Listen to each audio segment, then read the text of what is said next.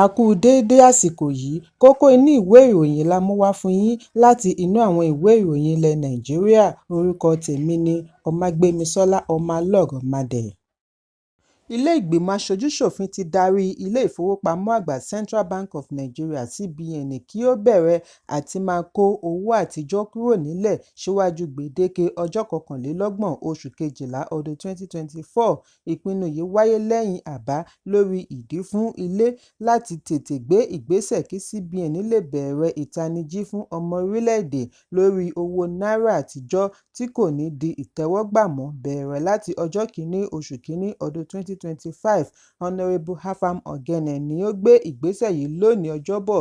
Bákan náà ni wọ́n rọ CBN kí ó túbọ̀ dá owó tuntun $500 àti $1000 náírà síta lọ́pọ̀ yanturu. Níbi àgbékalẹ̀ ni Ogene ti ṣe ìrántí ìṣòro tí ọmọ orílẹ̀-èdè là kọjá, awuyewuye, ìṣẹ́ ohun ẹ̀yà tí CBN dá sílẹ̀ látàrí àyípadà $500 àti $1000 náírà ní ọdún 2023. Ó ní pẹ̀lú ìdájọ́ ilé-ẹjọ́ tó ga jùlọ, owó wọ̀nyí yóò di àkáǹtì fún ọjà rírà lórílẹ̀-èdè. Wọn kò ní kó o síta mọ́ bẹ̀rẹ̀ láti ọjọ́ 1 oṣù Kínní ọdún 2025. Ogene ṣe àríyànjiyàn wípé ó yẹ kí CBN ti bẹ̀rẹ̀ ìtanilólobó rẹ̀ káàkiri orí ẹ̀rọ amóhùnmáwòrán àti asọ̀rọ̀mágbèsì nípasẹ̀ ìpolówó, jíngù, ìkéde lórí ẹ̀rọ abánidọ́rẹ̀ẹ́, ìwé ìròyìn, magazine ní ó kù oṣù mẹ́ta kí gbèdéke rẹ̀ tẹnubẹ́po. Ó kérora wípé pẹ̀lú bí ó ti kù oṣù méjì kí ọjọ́ pé, wọn kò rí àpẹẹrẹ wípé CBN ń gbáradì fún ìgbésẹ̀ yìí. Aṣòfin yìí fi kún wípé pẹ̀lú ìrọ̀rùn ni CBN fi ń yọ̀ǹda àwọn owó yìí síta papọ̀ pẹ̀lú tuntun fún ìdúnàdúrà lórílẹ̀-èdè Nàìjíríà, yálà tí ó yẹ kí wọ́n máa palẹ̀ rẹ̀ mọ́ díẹ̀díẹ̀, kí wọ́n sì pàṣẹ fún àwọn ilé ìfowópamọ́ kí àwọn náà máa palẹ̀ rẹ̀ mọ́, fi tuntun nìkan sílẹ̀. Ilé ìgbìmọ̀ wá pinnu àti ta CBN lólobó lórí ìgbésẹ̀ yìí kí gbèdéke rẹ̀ tó tẹnubẹ́po. Ẹ̀kúnrẹ́rẹ́ ìròyìn wà ní ìwé ìròyìn Daily Post tó jáde lónìí. Lẹ́yìn ìgbáléǹgbàta àti àtúntò iṣẹ́ àwọn alábàáṣiṣẹ́pọ̀ Ààrẹ Bọ́lá Tinubu, ọ́fíìsì ààrẹ ti ṣàlàyé ìdí tí wọn kò ṣe júwe ilé fún Mínísítà Agbèfọ́ba Ìpínlẹ̀ Belu pẹ̀lú gbogbo awuyewuye ẹ̀sùn àtìlẹ́yìn adàlúrú tí wọ́n fi kàn án. Amúgbálẹ́gbẹ̀ẹ́ ààrẹ lórí ìròyìn àti ọgbọ́n inú Báyọ̀ Ọ̀nànúgà ní irọ́ pátápátá gbáà ni ẹ̀sùn tí wọ́n fi kan Matawalle, àgbélẹ̀rọ lásán ni gbogbo rẹ̀. Ọ̀nànúgà ní ààrẹ gbọ́ nípa ẹ̀sùn àtìlẹ́yìn adàlúrú tí wọ́n fi kan Matawalle, ṣùgbọ́n irọ́ tó jìnnà sí òótọ́ ni gbogbo rẹ̀. Matawalle àti gómìnà ìpínlẹ̀ Zamfara Dauda Lawal ni wọ́n ti jọ ń fi ẹ̀sùn kan ara wọn lórí àtìlẹ́yìn adàlúrú láàrin ìpínlẹ̀. Láti lè wẹ ara rẹ̀ mọ́ ni Matawalle fi kojú gómìnà Lawal wípé kí ó búra pẹ̀lú Kùránì bí kò bá lọ́wọ́ nínú ìwà adàlúrú láàrin ìpínlẹ̀. Láàrin fàákájà yìí ni ààrẹ Tinubu ṣe àtúntò àwọn alábàáṣiṣẹ́pọ̀ rẹ̀ bí ó ti yọ àwọn kan tí ó fi àwọn mìíràn rọ́pò wọn. Lórí ẹ̀rọ amóhùnmáwòrán Arise ni agbẹnusọ ààrẹ ti fi ara hàn tí ó sì tẹnumọ́ wípé ọ́fíìsì National Security Adviser ti ṣe ìwádìí mínísítà, wọ́n sì rí wípé irọ́ ni wọ́n ń pa mọ́ Matawalle. Ìdí nìyí tí Matawalle ṣe ṣìdí ipò rẹ̀ mú. Ẹ̀kúnrẹ́rẹ́ ìròyìn wà ní ìwé ìròyìn Daily Post tó jáde lónìí. Ilé-ẹjọ́ gíga tó fìkàlẹ̀ sí Maitama ìlú Àbújá ti fi ọjọ́ sí ìgbẹ́jọ́ gómìnà àná fún ìpínlẹ̀ Kogi Yahaya Bello. Ọjọ́ 3 oṣù kẹwàá ni adájọ́ Mariam Anene fi ìwé ìpè ránṣẹ́ sí Bello láti fi ara hàn wá dáhùn ìbéèrè lórí ẹ̀sùn oníkókó 16 tí ó dá lórí ìwà àìṣòótọ́ tí àjọ tó ń gbógun ti ìwà ìbàjẹ́ àti ìṣòwò ìlú kúmọkùmọ EFCC pè tako Bello àti àwọn méjì mìíràn. Àwọn wọ̀nyí ni Umar Oricha àti Abdulsalami Hudu.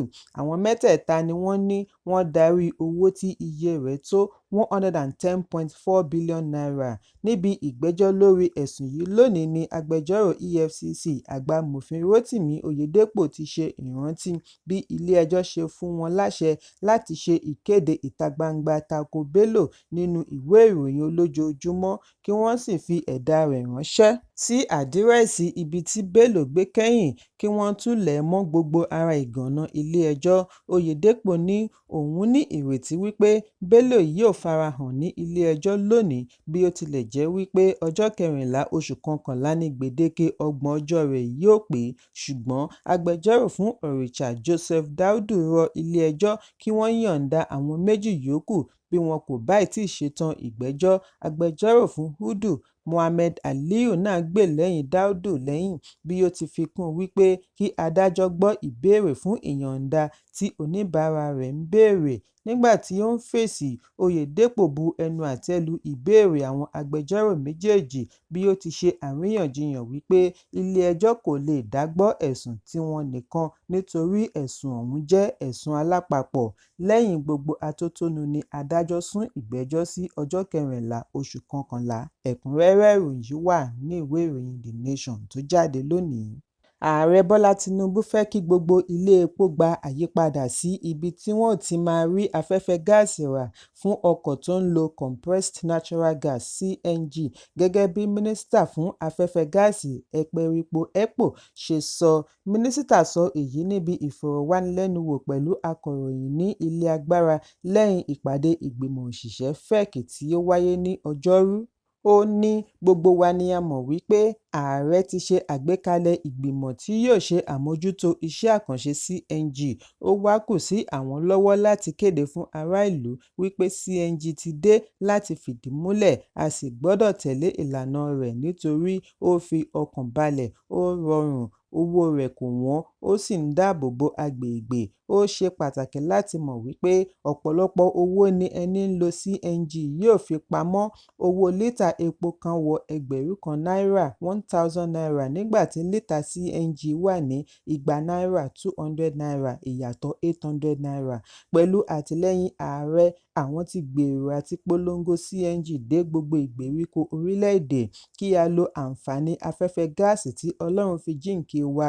Ó ní ohun tí à ń pèsè lórílẹ̀-èdè jẹ́ ànító àti àníṣẹ́kù. Bákan náà ni a tún fi ń ránṣẹ́ sí orílẹ̀-èdè mìíràn lórí bí ohun èlò àti pààrọ̀ ẹ́ńjìnì ọkọ̀ sí CNG ṣe hàn. Mínísítà ní èyí wáyé látàrí wípé ilẹ̀ òkèèrè ni wọ́n ti ń kó conversion kits wá, ṣùgbọ́n bí àwọn iléeṣẹ́ aládàáni ṣe ń lo àǹfààní yìí, láìpẹ́ gbogbo rẹ̀ yóò wálẹ̀. Ẹ̀kúnrẹ́rẹ́ ìròyìn wà nínú ìwé ìròyìn Daily Trust tó jáde lónìí.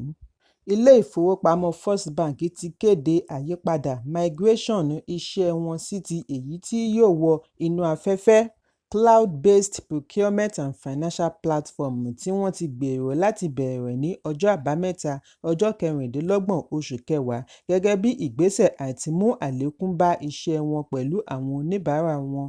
Ilé-ìfowópamọ́ tí oníbàárà rẹ̀ lé ní 42 mílíọ̀nù ṣe ìkìlọ̀ wípé ìgbésẹ̀ yìí lè yọrí sí dákúrekú iṣẹ́ wọn. Èyí lọ pẹ̀lú ìgbésẹ̀ tó ń lọ lọ́wọ́ pẹ̀lú àwọn ilé-ìfowópamọ́ mìíràn tí àwọn náà ti ṣe ìgbélárugẹ iṣẹ́ wọn.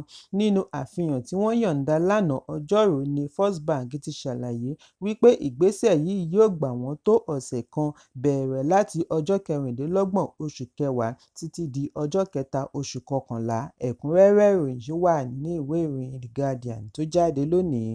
Gómìnà ìpínlẹ̀ Nasarawa Abdullahi Sule ti fi ìdùnnú rẹ̀ hàn lórí bí ẹgbẹ̀rún 10 éékà ilẹ̀ tí ìjọba ìpínlẹ̀ fi dá oko ní abúlé Jangwa ìjọba ìbílẹ̀ Awẹ́ ṣe so èso rere. Gómìnà Sule tí ó ṣe àbẹ̀wò sí oko ìrẹsì yìí lónìí láti rí àrídájú bí nǹkan ṣe ń lọ sí sọ wípé ìpínlẹ̀ Nasarawa yóò gba ipò adarí láti kópa nínú èròǹgbà ìjọba Ààrẹ Bọ́lá Tinubu fún ààbò lórí oúnjẹ food security lórílẹ̀-èdè. Gómìnà ní pẹ̀lú ìgbìyànjú wọn láti kópa ni àwọn ṣe gba ilẹ̀ éékà 10,000. Àwọn kọ́kọ́ bẹ̀rẹ̀ ọ̀gbìn pẹ̀lú éékà 2,000 fún ìpele àkọ́kọ́, ó sì so èso rere. Pẹ̀lú èyí ni àwọn yóò fi tẹ̀síwájú pẹ̀lú àwọn ọ̀gbìn mìíràn gẹ́gẹ́ bí agbára ilẹ̀ bá ṣe tó. Gómìnà wá gbóríyìn fún abúlé tí ó gbà wọ́n lálejò àti Ministry of Agriculture fún àtìlẹ́yìn wọn bí ó ti jẹ́jẹ̀ẹ́ láti parí iṣẹ́ ojúnà tó ń lọ lọ́wọ́ tí ó já sí oko ìrẹsì. Ó wá ké sí gbogbo ìlú kí wọ́n rí i wípé wọ́n dáàbò bo oko ìrẹsì nítorí àwọn yóò ṣe ìmóríyá fún àwọn tí ó ń ṣe àmójútó rẹ̀. Nígbà tí ó ń fèsì, alámòójútó oko ìrẹsì, onímọ̀ ẹ̀rọ Ibrahim Ògúnwálé ṣe àfihàn wípé oṣù 6 sẹ́yìn ni àwọn bẹ̀rẹ̀ ìgbésẹ̀ yìí. Ìrẹsì sì tó ká báyìí. Ó ní tọ́ọ̀nù 4 ni wọn yóò ká lórí éékà kan bí ó ti fi èròǹgbà rẹ̀ hàn wípé gbogbo éékà 10,000 yóò pèsè 40 tọ́ọ̀nù ní ìparí sáà ọ̀gbìn planting season. Ẹ̀kúnrẹ́rẹ́ ìròyìn yìí wà ní ìwé ìròyìn The Guardian tó jáde lónìí. Kókó inú ìwé ìròyìn tòní kò ní jù báyìí lọ. Ẹ pàdé mi lọ́la fún àkọ́tún ìròyìn. Kí a tó lọ, ẹ má ṣaláì fi àkíyèsí yín ránṣẹ́ kí ẹ sì bá wa subscribe sójúnà wa lórí YouTube kí kókó inú ìwé ìròyìn lè máa tẹ̀ yín lọ́wọ́ ní kíákíá.